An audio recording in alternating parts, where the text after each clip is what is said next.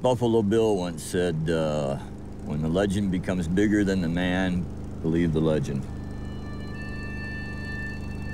I'm called the Buzzard Eater from Kanab, Utah, fastest gun in Utah. I've been a mountain man, a gunfighter, born in the wrong century. Of course, I probably wouldn't live very long if I lived back in the 1800s. Oh, shoot. Well, my name is Ron Gorman. I believe in promoting the past, teaching the past, feel that people should know the true history.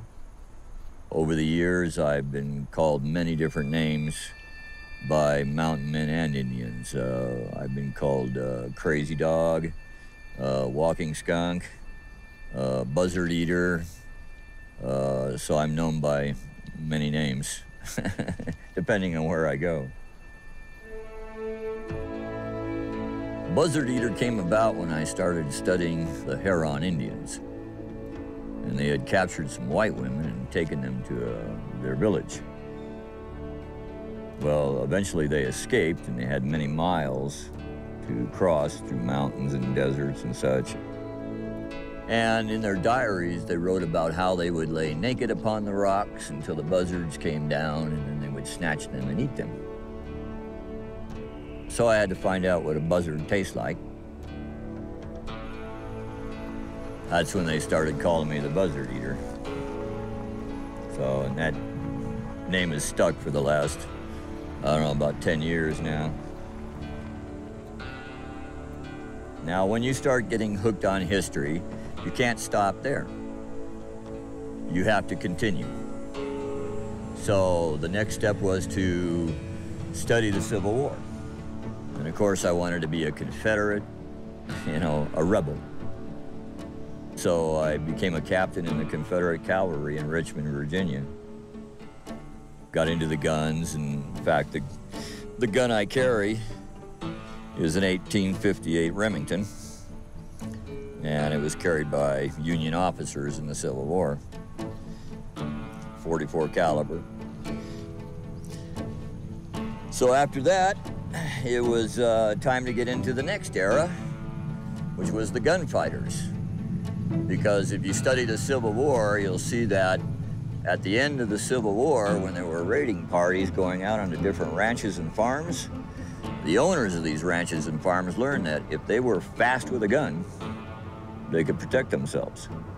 And this became the era of the gunfighter, the quick draw artist. That period became fascinating to me, and then I found an organization called the Single Action Shooting Society, which goes from 1860 to 1889. And in that organization, you have to have the clothes, you have to have the guns. You cannot compete or go to these meets unless you have the stuff to fit into that era. We used to have quick draw contests.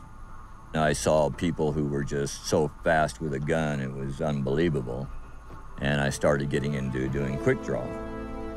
When you're sitting on your horse and you're yelling charge and you're running at Yankees and this kind of thing, you're playing a character. And it's the same with the Single Action Shooting Society. Once you dress into your costume and you take the new name, then you become that character. You become that deadly gunfighter. Well, I fought a few wars in America. Not pretty ones. They were real-life wars. People don't know about the outlaw wars, the biker wars. I fought in the war back east between the warlocks, the pagans, the breed, the Chingalings, and the outlaws. And that was a bloody war. When I came back from Vietnam, I was crazy. I totally rejected society, authority, and there was a motorcycle club called the Warlocks, which were mostly Navy sailors, ex-sailors. And so I became an outlaw biker. And then we had the war, which covered New York, Pennsylvania, New Jersey, all these clubs, everybody just killing everybody, and bombs under cars, and I ended up doing 5 months in prison. When I came to Utah, I started riding with a group called the Brothers, and we went to war with the Sundowners. Here I was again, back in another freaking biker war. I don't ride with clubs anymore. I've given up the outlaw life. I still build and ride Harleys, but I ride alone. I ride with no man. I'm too old to fight. You know, after Vietnam, I went, yeah, there can't be a God. I just can't handle that concept. Not after what I've seen. You know, the worst of man. It's kind of hard to talk about. I actually take pills every night so I don't remember my dreams. I mean, that's how bad, war affects you. But it was indiscriminate killing, too. First off, we were all drug crazed. I was mainlining cocaine. We had dope, we had morphine, we had all kinds of drugs and stuff. Most of us were half crazy as it was. But we did a lot of nasty stuff. There were executions, torture. A few times I took scalps. I actually scalped my victims and hung their scalps from my belt. There was no CNN looking over your shoulder. So you could get away with a lot of stuff. I mean, even the officers were killed by their own men. You know, if an officer pissed off his men, they did what was called fragging, where they walked by the tent and tossed in a grenade. And that was the end of the officer. Yeah, there was some nasty stuff and things that you never realize that a human being could do, that you become part of it. And, but I felt so guilty that I put these tattoos on there to remind me for the rest of my life of the people that I did kill. You know, kind of a self-punishment thing.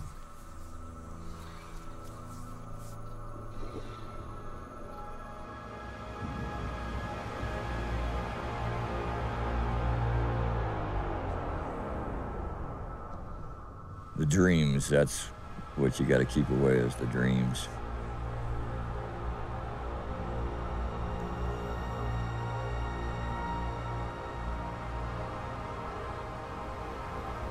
Since the Iraq War began, over 1,000 soldiers have committed suicide.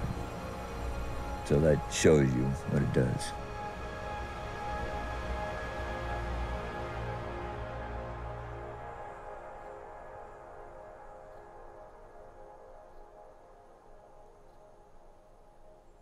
It's a fight for the rest of your life. And I wish I never had experienced it, but I did, so I got to live with it. When you get back to the States, you don't just drop it. You know? That's why I got into the outlaw biker thing, because that was another war. That was another war for me to fight, man. It was a continuation of Nam. To continue killing, to continue fighting, to be some badass dude who, won't take crap from nobody. That's why the reenacting is a way to release without actually hurting people. Because doing the outlaw biker thing, you were actually hurting people. But then when I could become a Confederate killing Yankees, or I could become a gunfighter and outdraw somebody, because there's a real thrill, a real rush when you come face to face with somebody and you wonder who's the fastest. And of course, when we do that, we use blanks. But I guess that's my way of releasing that kind of stuff, so I don't really kill people anymore.